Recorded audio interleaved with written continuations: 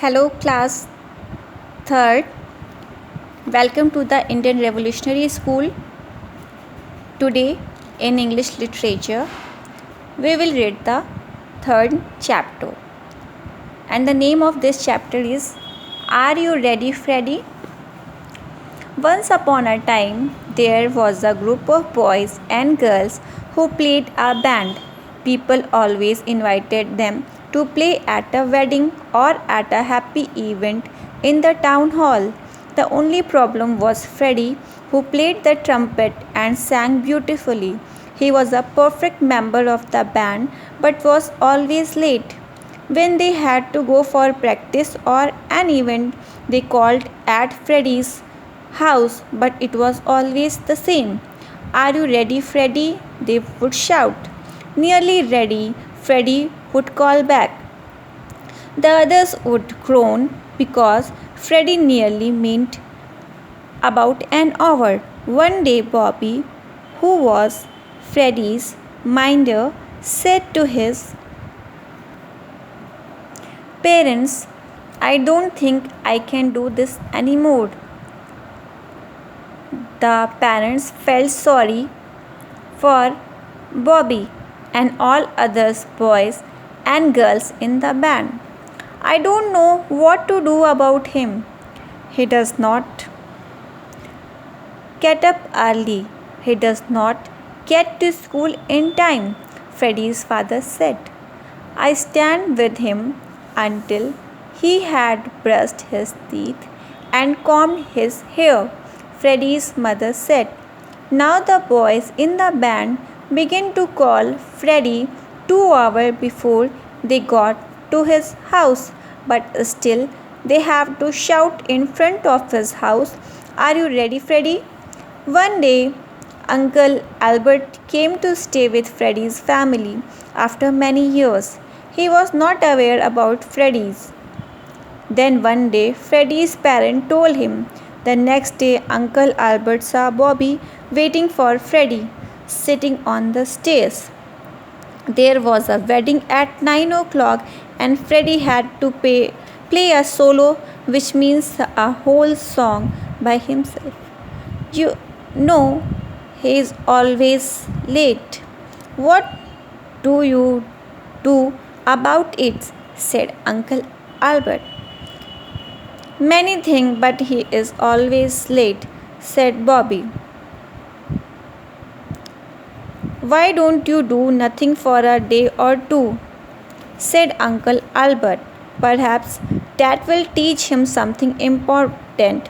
He will know people go to a lot of trouble for him. Bobby told the new plan to the band, and Uncle Albert told Freddie's mother and father. One day morning, no one got up early for Freddie, so he was late for school. His teacher scolded and gave him extra work to do. In the evening, he was late for the band practice. The others played their songs and went home before he arrived. Why did not they wait for me? He thought angrily. On Tuesday, Freddie was again late for school, and again the teacher gave him a lot of homework.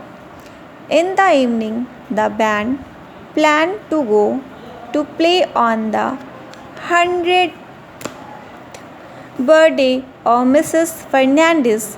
Freddie did not come at all. On Wednesday morning, Freddie tried to be school on time but was late. But it was a start. In the evening, he reached the band practice but only a little late.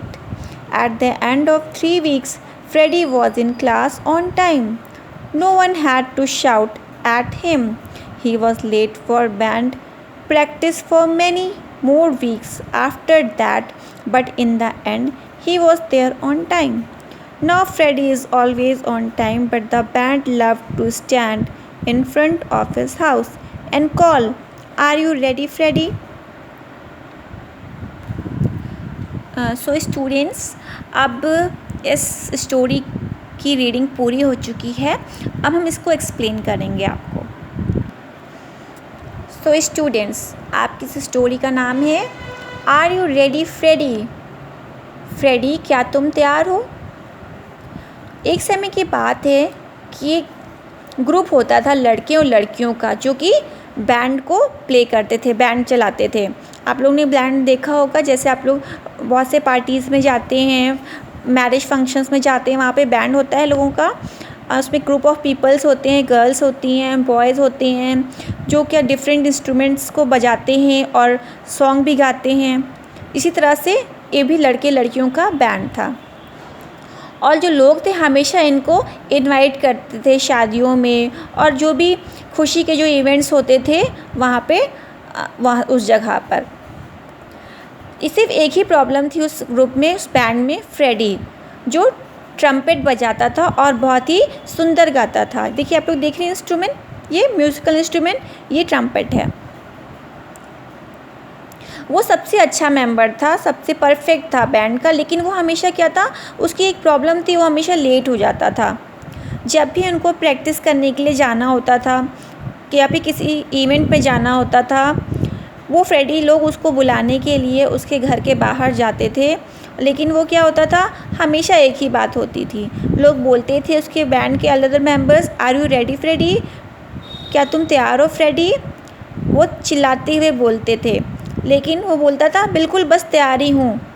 उसके बाद वो answer देता था Freddy. उसके बाद उसके जो members थे, जो उसके फ्रेंड्स थे अदर बैंड मेंबर्स, वो बहुत गुस्सा करते थे। फ्रेडी का नियरली अभी तैयार होने का मतलब क्या था, अभी 1 घंटा और लेट है। एक दिन क्या हुआ, बॉबी, जो कि फ्रेडी का माइंडर था, माइंडर मतलब जो देखता था उसको क्या बोलना है, क्या कहना है, क्या करना है, क्या नहीं करना है, जो उसका ध्यान रखता है। तो बॉबी फ्रेडी का माइंडर था। उसके पेरेंट्स से क्या कि अब मुझे नहीं लगता है मैं इस काम को और कर सकता हूँ। उसके जो पेरेंट्स थे वो बॉबी के लिए, उसके बैंड के लिए, जो अदर मेंबर्स थे बॉयज़ एंड गर्ल के लिए बहुत ही बुरा महसूस करते हैं, बहुत ही सॉरी महसूस करते हैं। उसके फादर बोलते हैं मुझे नहीं पता उसके लिए क्या करना चाहिए, वो जल्दी उठता नहीं है, स्कूल टाइम से जाता नहीं है। उसकी मम्मी भी बोलती हैं कि मैं हमेशा उसके साथ खड़ी रहती हूँ जब तक वो ब्रश ना कर ले और अपने हेयर को कॉम्ब भी ना कर ले। अब इसके बाद क्या होता है कि जो उसके बैंड मेंबर्स रहते हैं वो 2 घंटे पहले ही फ्रेडी को कॉल करके बोल देते हैं कि फ्रेडी मैं अभी हम लोग आने वाले हैं, तुम रेडी रहना। लेकिन क्या होता है 2 घंटे बाद भी जब लोग उसके घर पे पहुंचते हैं, उसके डोर पे, तो वो रेडी नहीं रहता है। उसके बैंड मेंबर्स को फिर से बोलना पड़ता है कि are you ready Freddie, Freddie क्या तुम तैयार हो? एक दिन की बात है, अंकल एल्बर्ट जो होते हैं वो फ्रेडी के फैमिली में आते हैं बहुत सालों बाद में रुकने के लिए। उनको पता नहीं होता है फ्रेडी के बारे में। लेकिन एक दिन क्या होता है, जो फ्रेडी के पेरेंट्स रहते हैं, उसके मम्मी पापा रहते हैं, वो अंकल एल्बर्ट को फ्रेडी की सब आदत बता देते हैं कि वो हमेशा लेट रहता है। उसके अगले दिन क्या होता है, जो अंकल एल्बर्ट देखते हैं कि फ्रेडी जो रहता है स्टेयर्स पे बैठा रहता है और वेट कर रहा होता है।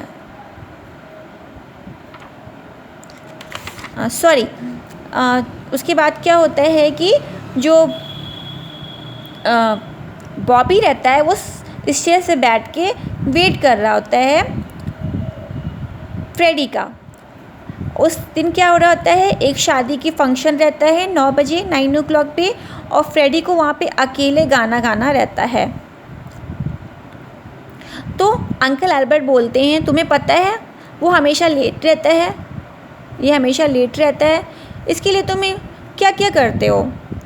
तो उसके बाद बॉबी बोलता है मैंने बहुत चीज़ किया इसके लिए, लेकिन वो हमेशा लेट रहता है। तो अंकल एल्बर्ट बोलते हैं तुम ऐसा तुम क्यों नहीं करते कि 1 या 2 दिन के लिए तुम कुछ भी मत करो। इससे क्या होगा, उसे एक नया लेसन लर्न होगा, उसे नई सीख मिलेगी, बहुत ही महत्वपूर्ण। उसे पता चल जाएगा कि उसकी वजह से लोग कितने परेशान होते हैं, कितनी दिक्कतों का सामना करते हैं। इसके बाद क्या होता है, जो बॉबी रहते हैं बॉबी अपना जो भी प्लान होता है सारा बैंड के मेंबर्स को बता देते हैं कि अभी हम लोगों को फ्रेडी की हेल्प नहीं करनी है। और जो अंकल एल्बर्ट रहते हैं वो भी फ्रेडी के मदर और फादर को, उसके मम्मी पापा को बता देते हैं। मंडे को क्या होता है, कोई भी जल्दी नहीं उठता है और क्या होता है, वो फिर स्कूल के लिए लेट हो जाता है। और उसके बाद जब वो स्कूल पहुंचता है तो उसकी टीचर उसको बहुत डांटते हैं, उसको खूब अलग से खूब ज़्यादा काम करने को देते हैं। शाम के समय भी वो बैंड प्रैक्टिस के लिए लेट हो जाता है। सब अपना गाना गा के चले जाते हैं अपने घरों पे जब तक वो वहाँ पहुँचता है। इसके बाद वो सोचता है कि इन्होंने मेरे लिए वेट क्यों नहीं किया और बहुत गुस्सा करता है। ट्यूसडे को क्या होता है, फ्रेडी स्कूल के लिए फिर लेट हो जाता है और टीचर उसको खूब ढेर सारा होमवर्क देती है एज अ पनिशमेंट। शाम को भी बैंड ने प्लान बनाया होता है कि मिसेस फर्नांडिस का जो 100th बर्थडे है उस पर हम लोग अपना गाना वगैरह करेंगे, उसको सेलिब्रेट करेंगे। लेकिन वहाँ पे फ्रेडी पहुँचता ही नहीं है। वेडनेसडे मॉर्निंग को क्या होता है, फ्रेडी बहुत कोशिश करता है स्कूल टाइम से पहुँचने को, लेकिन थोड़ा सा लेट रहता है वो, लेकिन ये स्टार्ट रहता है। और शाम को इवनिंग में जब बैंड प्रैक्टिस के लिए जाता है तो बस थोड़ा सा ही लेट रहता है वो समय से। और इस तरह से 3 हफ्ते बीतते बीतते फ्रेडी अपने स्कूल में टाइम से पहुंचने लगता है। उस पर कोई भी नहीं चिल्लाता है स्कूल में, टीचर्स उसे डांटती नहीं हैं। लेकिन अभी वो बैंड प्रैक्टिस के लिए लेट होता है। इस तरह से कुछ और हफ्ते लगते हैं, लेकिन इसके बाद क्या होता है, उन हफ्तों के ख़त्म होते ही वो टाइम से पहुंचने लगता है। अब क्या होता है कि फ्रेडी की जो लेट होने वाली आदत होती है वो ख़त्म हो जाती है और वो हर जगह टाइम से पहुंचता है। और जो बैंड के मेंबर्स रहते हैं उनको बहुत ही अच्छा लगता है कि उसके घर के सामने खड़े हों और बोलें, आर यू रेडी फ्रेडी, क्योंकि जैसे वो बोलेंगे वो रेडी रहेगा, वो तुरंत चला आएगा, किसी को उसका वेट नहीं करना पड़ेगा। So students, this is the story.